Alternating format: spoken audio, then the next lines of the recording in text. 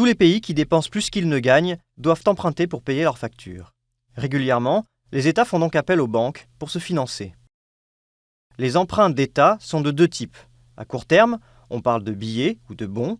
À long terme, on parle d'obligations. Prenons une obligation d'État.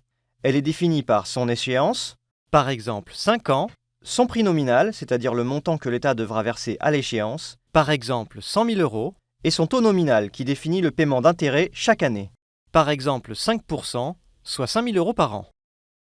Lorsqu'un État va émettre cette obligation, il va chercher à obtenir le prix le plus avantageux pour lui.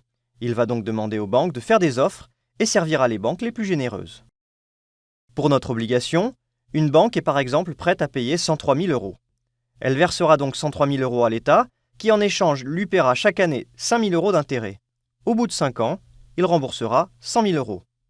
La banque aura ainsi gagné 22 000 euros, ce qui correspond à un taux d'intérêt réel d'environ 4,2%. Une fois émise, une obligation d'État peut changer de main. Elle circule sur le marché obligataire dit secondaire. Sur ce marché, le prix d'achat fluctue, mais l'obligation reste associée à la même échéance et au même versement d'intérêt chaque année.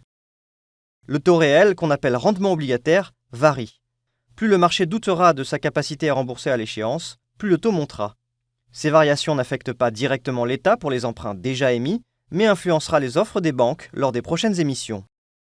Mais au fait, qui détient les obligations d'État ? Les banques, bien sûr, mais aussi les particuliers. Certains produits financiers sont en partie composés d'obligations, comme les assurances-vie ou les SICAV.